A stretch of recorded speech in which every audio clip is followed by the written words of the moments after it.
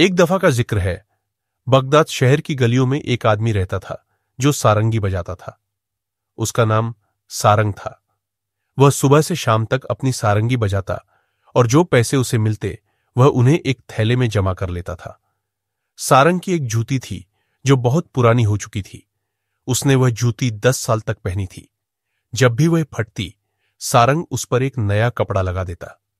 ऐसे करते करते उसकी जूती बहुत ही बदसूरत हो गई थी। इसी वजह से सारंग और उसकी जूती पूरे बगदाद में मशहूर हो गए थे। असल बात यह थी कि सारंग बहुत ही कंजूस था। वह सारंगी बजाकर जितना भी पैसा कमाता, उसमें से बहुत कम अपने ऊपर खर्च करता था। उसकी जिंदगी का मकसद सिर्फ पैसा कमाना और बचाना बन गया था। वह न तो खुद पेट भर कर खाता और न ही अपने पैसे किसी और के काम लाता था। एक दिन सारंग बाजार गया। वहां उसने एक सौदागर को शीशे के बहुत से खूबसूरत बर्तन बेचते देखा। सारंग बहुत होशियार था। उसने फौरन समझ लिया कि सौदागर अपने बर्तन बेचना चाहता है, लेकिन उसे कोई अच्छा ग्राहक नहीं मिल रहा। सारंग ने जब इतने खूबसूरत बर्तन देखे तो उसके दिल में लालच आ गई। वह सीधा सौदागर के पास गया और झूठी बातें बनाने लगा। सारंग कहने लगा, भाई सौदागर, यहां यह सामान बेचना बहुत मुश्किल है। मेरी बात मानो, जैसे तैसे कोई ग्राहक मिल जाए तो जल्दी से अपना सामान बेचकर फौरिग हो जाओ। सौदागर सारंग की बातों में आ गया और थोड़ी सी मोल तोल के बाद उसने वह अच्छे बर्तन सारंग को सिर्फ 60 दीनार में बेच दिए। अगर सौदागर सारंग की बातों में न आता तो वह बर्तन 10 गुना ज्यादा कीमत पर बिक सकते थे। सारंग दिल ही दिल में खुश हो रहा था कि आज उसने सौदागर को बड़ा बेवकूफ बनाया है। वह सोचने लगा कि अब मैं इन बर्तनों से कई गुना ज्यादा पैसे कमाऊंगा। यही सोचता हुआ वह एक इत्र की दुकान पर गया और चालाकी से सस्ते दामों में गुलाब का इत्र खरीद लिया। फिर उसने वह इत्र इन्हीं खूबसूरत बर्तनों में भर लिया। जब वह बर्तन लेकर घर पहुंचा तो उसने सुनहरे बर्तन अपने कमरे में सजा कर रख दिए। एक दिन सारंग ने सोचा कि उसे नहाना चाहिए, क्योंकि उसे नहाए हुए कई महीने हो गए थे। अगले दिन वह सुबह सवेरे उठा और बगदाद के मशहूर हमाम गुसल खाने पहुंचा। इत्तिफाक से उसका एक दोस्त भी वहां मौजूद था। दोस्त की नजर सारंग की जूती पर पड़ी, जो अब जूती नहीं बल्कि जूतियों का एक ढेर लग रही थी। वह बहुत ही गंदी और पुराने कपड़ों से भरी हुई थी। यह देखकर दोस्त से रहा न गया और उसने कहा, मेरे प्यारे दोस्त, खुदा ने तुम्हें सब कुछ दिया है। तुम्हारे पास दौलत है, न तुम्हारे बच्चे हैं और न बीवी। तुम अकेले हो। आखिर कब तक ये जूती संभाल कर रखोगे? खुदा के लिए इसे छोड़ दो। इस पर ज्यादा पैसे भी खर्च नहीं होंगे। तुम एक दिन में इससे कई गुना ज्यादा कमा लेते हो। इत्तिफाक से दोस्त की बातें सारंग के दिल पर असर कर गई। उसने दोस्त से कहा, भाई, तुम ठीक कहते हो। इंशाअल्लाह मैं कल ही इस पर अमल करूंगा। उसके बाद सारंग हमाम के अंदर गया और कई महीनों की गंदगी साफ करने लगा। जब वह अच्छी तरह नहा चुका तो हमाम से निकलकर कपड़े पहनने कमरे में आया। यह देखकर वह हैरान रह गया कि उसकी 10 साल पुरानी जूती के पास एक नई जूती रखी हुई है।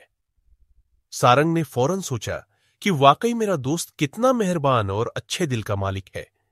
उसे मुझ पर तरस आया और मेरे लिए एक नई जूती छोड़ गया। खुदा उसे अच्छा बदला दे। दोस्ती ऐसी ही होनी चाहिए। सारंग जल्दी जल्दी कदम बढ़ाता हुआ नई जूती पहनकर घर की तरफ चल दिया। आज सारंग बहुत खुश था, क्योंकि अल्लाह ने उसे बगैर पैसे खर्च किए एक नई जूती दिलवा दी थी। मगर उसे यह नहीं मालूम था कि आज उसकी सारी खुशियां मिट्टी में मिलने वाली है। यह जूती उसके घर आते ही मुसीबतें उसका इंतजार कर रही थी। ऐसा लग रहा था जैसे किस्मत ने उसकी कंजूसी का बदला लेने की ठान ली थी और उसे इस बात की सजा देना चाहती थी कि 10 साल की खिदमत के बावजूद उसने अपनी पुरानी जूती को छोड़ते हुए जरा भी अफसोस नहीं किया। दरअसल जिस जूती को वह अपने दोस्त का तोहफा समझ रहा था, बदकिस्मती से वह बगदाद के काजी जज की जूती निकली। उस दिन इत्तिफाक से काजी साहब भी हमाम में नहाने गए थे। जब काजी साहब नहाकर फारिग हुए और जूती ढूंढी तो वह न मिली। इस पर उन्हें बहुत गुस्सा आया। उन्होंने हमाम के मालिक को हुक्म दिया कि तमाम जगह की तलाशी ली जाए। शायद कोई ऐसी जूती मिल जाए जिसका कोई मालिक न हो और इससे चोर का पता चल जाए। बहुत ढूंढने के बाद सारंगी की ही जूती मिली, जिसका कोई पूछने वाला न था, क्योंकि यह जूती पूरे बगदाद शहर में मशहूर हो चुकी थी। इसलिए लोग उसे देखते ही पहचान गए और काजी को सारा किस्सा सुनाया। काजी ने जब यह बात सुनी तो अपने आदमियों को हुक्म दिया कि फौरन सारंग के घर को घेर ले और अंदर पहुंचकर उसकी जूती का पता लगाए। उन्होंने ऐसा ही किया। जब सारंग के घर की तलाशी ली गई तो काजी की जूती मिल गई। उन्होंने इस पर कब्जा कर लिया और सारंग को भी पकड़कर ले गए, क्योंकि वह उसे चोर समझ रहे थे। चुनांचे सारंग को काजी के सामने पेश किया गया। उसने अपने आप को बेगुनाह साबित करने की बहुत कोशिश की, मगर काजी ने उसकी एक न मानी, क्योंकि चोरी का सामान उसके घर से मिल चुका था। काजी ने सारंगी को कोड़े लगवाए और कुछ दिन कैद करने के बाद एक बड़ी रकम का जुर्माना कर दिया। जब कैद का वक्त पूरा हो गया तो सारंग जेल से बाहर निकला। अब सारंग का गुस्से और गम से बुरा हाल था। वह कभी खुद को बुरा भला कहता और कभी जूती को। वह समझता था कि यह सब इसी जूती की वजह से है। अगर ये जूती न होती तो वह इतनी मुसीबतों में न फंसता और उसे तरह तरह की बेइज्जती न उठानी पड़ती। यह सब इसी के करतूत है। सारंग जितना अपनी बातों पर गौर करता, जूती पर उसका गुस्सा उतना ही बढ़ता जाता। आखिर उसने अपने दिल में ठान ली कि सबसे पहले इस जूती से इस तरह जान छुड़ाई जाए कि हमेशा के लिए इससे पीछा छूट जाए। सारंगी के दिल में आया कि दरियाए दजला की किसी गहरी जगह पर जूतियों को डुबो दिया जाए। चुनांचे वह सुबह ही जूतियों को एक पुराने कपड़े में लपेटकर दरियाए दजला की तरफ चल पड़ा और एक ऐसी जगह पर जहां उसका ख्याल था कि पानी बहुत गहरा होगा, उसने जोर से घुमाकर जूती को दरिया में फेंक दिया। चूंकि जूती बहुत भारी थी, इसलिए वजन की वजह से फौरन नीचे चली गई।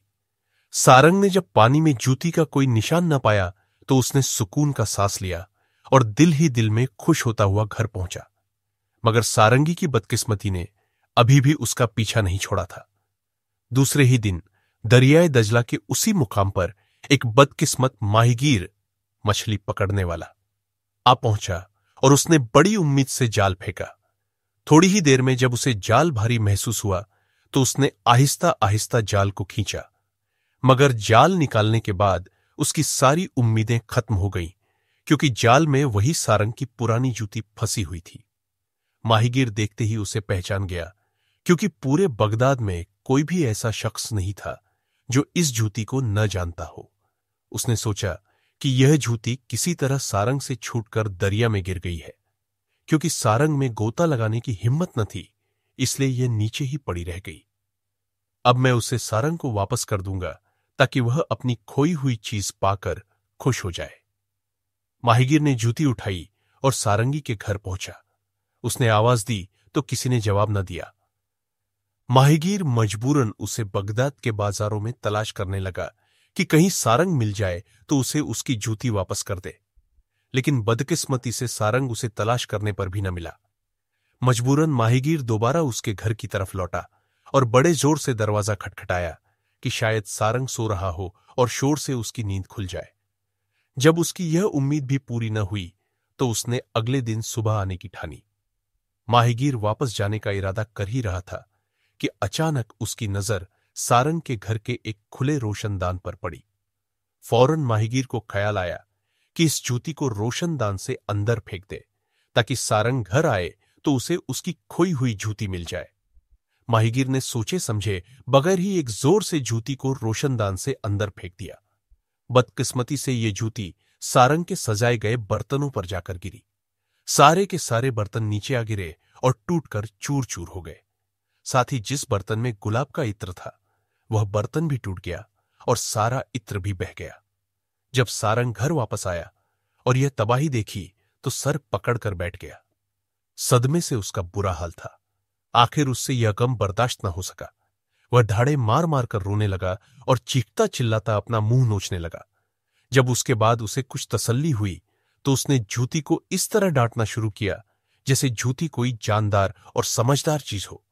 उसने जूती से कहा, ऐ मनहूस जूती, वह घड़ी बड़ी बुरी थी जब तेरा मुझ से वास्ता पड़ा था। तू तो मेरा पीछा ही नहीं छोड़ती। ऐसा लगता है जैसे तुमने जिंदगी भर मेरे साथ रहने की कसम खा रखी है। ऐ झूठी, तुझ पर 1000 बार लानत। तूने मुझे ऐसे दुख दिए हैं जो बर्दाश्त नहीं होते। मेरा भी तुझसे वादा है कि मैं भी तुझे ऐसे गड्ढे में दफन करूंगा जिससे तू कयामत तक नहीं निकल सकेगी। ऐ लानत की मारी झूठी, अगर मैंने ऐसा नहीं किया तो मुझे सारंगी नहीं चमार समझना। उस वक्त उसका दिमाग फटा जा रहा था और गुस्से से चेहरा लाल हो गया था। उसने कुदाल, जमीन खोदने वाला औजार उठाई और घर के सहन में ही एक गड्ढा खोदना शुरू कर दिया, ताकि जैसे तैसे इन जूतियों को इसमें दफन कर दे और इन मुसीबतों से नजात हासिल कर ले। रात के सन्नाटे में कुदाल के चलने से जो धमाधम हुई, उससे मोहल्ले वालों पर खौफ छा गया। हर एक को यही लगा कि कोई चोर इसी के घर में नकब लगा रहा है और अब घर में घुसना ही चाहता है। वह डरते डरते अपने घर से निकले और मोहल्ले के चौकीदार को ढूंढकर यह वाकया सुनाया। चौकीदार अपने साथियों को लेकर सीटी बजाता हुआ वहां पहुंचा। आखिर ये लोग सारंग के घर पर पहुंचे, जहां से जमीन खोदने की आवाज आ रही थी। उन्होंने सारंग के घर में घुसकर सारंग को पकड़ लिया। इस मर्तबा हाकिम के सामने सारंग को पेश किया गया। हाकिम ने उसे कसूरवार ठहराकर बहुत सारा रुपया जुर्माना कर दिया और कैद की सजा अलग दी। इस मर्तबा सारंग जब कैद की सजा काटकर बाहर निकला तो उसके गुस्से की इंतहा न रही। उसने सबसे पहले घर आते ही इस जूती से पीछा छुड़ाने की ठानी। जल्दी के मारे उसने सुबह का भी इंतजार न किया और रात को ही जूतियों का बंडल एक कपड़े में बांधा और बगदाद की एक बड़ी सराय के पास पहुंचकर यह बंडल सराय के निकासी वाले नाले में फेंक दिया। अब उसे पूरा यकीन हो गया था कि इस मनहूस जूती की शक्ल अब उसे दोबारा कभी नजर नहीं आएगी। मगर इंसान सोचता कुछ और है और होता कुछ और है। हुआ यह कि कुछ दिनों बाद निकासी की नाली बंद हो गई और इसकी वजह से आसपास का मोहल्ला बदबू के मारे सड़ने लगा। लोगों ने इस मसले का हल ढूंढना शुरू किया तो देखा कि नाली में कोई चीज फंसी हुई है, जिसकी वजह से पानी हर तरफ फैल रहा था। लोग दिन भर कोशिश करते रहे कि किसी तरह नाली में फंसी हुई चीज बाहर निकल आए। आखिर जब यह चीज निकली तो यह देखकर उन्हें बहुत गुस्सा आया कि यह वही सारंग की जूती है जिसने लोगों को परेशानी में डाल रखा था। आखिर सबने कोतवाल को इत्तिला दी और सारंग को फिर से पकड़कर काजी के पास ले गए। इस बार काजी ने 3-3 जुर्माने किए। एक जुर्माना उस नुकसान के लिए जो इन जूतियों से पहुंचा था, दूसरा सराय के मालिक को अदा करने के लिए और तीसरा लापरवाही बरतने के लिए। जब ये जुर्माने देने पड़े तो सारंग की हिम्मत जवाब दे गई और अब उसे यह यकीन हो चला था कि यह जूतियां मेरा पीछा नहीं छोड़ेंगी। बेचारा मजबूरी में किस्मत के फैसले पर राजी हो गया और अब दिल में यह तय कर लिया कि अब इस जूती को नहीं छेड़ेगा। फिर उसने धोकर जूती को मकान की छत पर रख दिया। फिर दिल में सोचा कि न अब मैं जूती से कोई वास्ता रखूंगा और न उसे मुझसे कोई मतलब होगा। मगर बेचारे सारंग का यह ख्याल भी गलत निकला। अभी जूतियों को छत पर रखे एक ही दिन हुआ होगा कि न जाने कहां से हवा का एक भंवर आया और जूतियों को उछालकर गली में फेंक दिया। इस बार जूतियों का यह बंडल एक राहगीर के सर पर गिरा, जो बुरी तरह जख्मी होकर गली में ही गिर पड़ा। लोगों ने गरीब राहगीर के सर से खून निकलता हुआ देखा और उसके जख्मी होने की वजह मालूम करने लगे। जैसे ही लोगों की नजर जूती पर पड़ी तो वह फौरन समझ गए कि यह तो सारंगी की जूती है, जिसके करतूत पूरे बगदाद में मशहूर थे। एक बार फिर सारंगी को काजी के हुजूर पेश किया गया और उन्होंने सारे मुकदमे पर गौर करके सारंग पर बहुत बड़ा जुर्माना लगा दिया और कहा, आइंदा ऐसी लापरवाही न करना, वरना जेल में डाल दिया जाएगा। सारंगी को यह लगातार जुर्माने अदा करने पड़े तो उसकी सारी जमा पूंजी जो उसने अपने थैले में जमा कर रखी थी, वह सब की सब खत्म हो गई और वह अच्छा खासा मालदार होने के बाद गरीब और फकीर बनकर रह गया। आखिर उसने बहुत सोचने समझने के बाद काजी साहब के यहां दरख्वास्त की, जिसमें उसने जूती के हाथों जो मुसीबतें उठानी पड़ी सब बयान की। काजी साहब ने सारंग की दरख्वास्त लेकर पढ़ी तो हंसते हंसते उनका बुरा हाल हो गया। वह हैरान हो गए कि आखिर इसका क्या फैसला करें। मजबूर होकर आखिर सारंगी से ही पूछा कि आखिर तुम क्या चाहते हो। सारंगी ने हाथ जोड़कर कहना शुरू किया, हुजूर, मैं बस इतना ही कहना चाहता हूं कि खुदा के लिए मेरा इन जूतियों से पीछा छुड़वा दे। मैं अब तंग आ गया हूं और जिंदगी भर अब इससे कोई तल्लुक नहीं रखना चाहता। आप पूरे शहर में यह ऐलान करवा दें कि मेरा इस जूती से कोई वास्ता नहीं रहा। इसकी वजह से अब किसी पर कोई मुसीबत आई तो इसकी जिम्मेदारी मुझ बेगुनाह के सर पर नहीं होगी। आज से न मैं उसे जानता हूं और न ये जूती मुझे जानती है। फिर उसने जूती की तरफ मुंह करके बड़ी दर्द भरी आवाज में कहा, ऐ राहतों की दुश्मन, ऐ आफतों की बुनियाद, ऐ बदनसीब जूती, ऐ नहुसतों की जड़, कब तक मैं तेरे हाथों मुसीबतें उठाए जाऊं? जा दूर हो इसी दम, फटकार तुझ पे हर दम।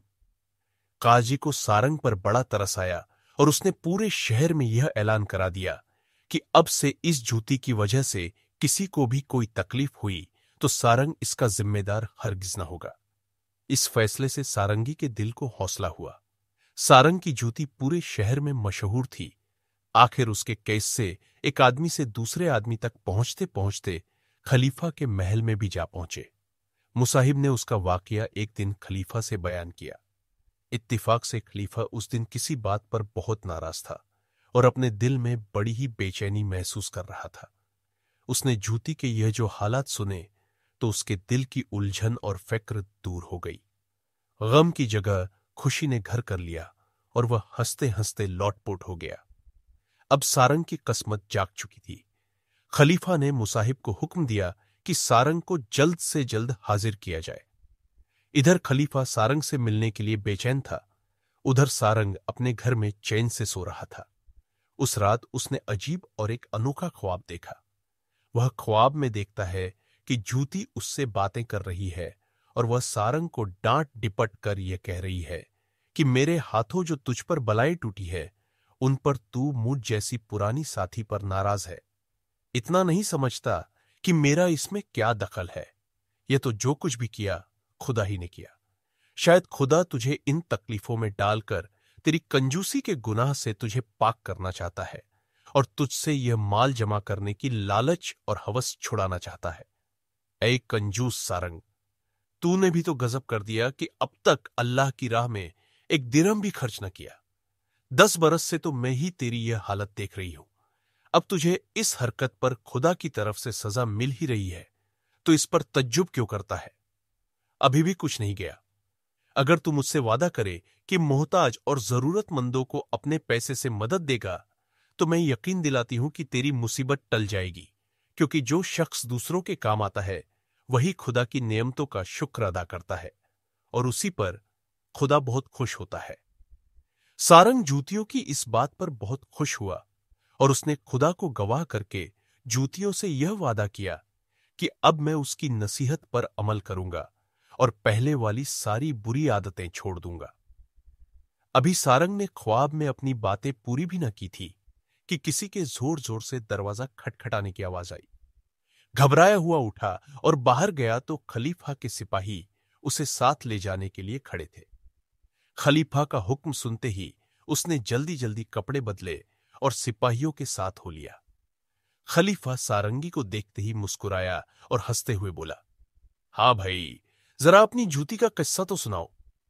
सारंग ने अपना सारा किस्सा खलीफा को कह सुनाया। यह किस्सा सुनकर खलीफा बेहद खुश हुआ और सारंग को इतना इनाम दिया कि वह उम्र भर के लिए अमीर हो गया। मगर अब सारंग पहले जैसा कंजूस मक्खी चूस न रहा था। उसने ख्वाब में जूती से जो वादा किया था वह पूरा कर दिखाया था।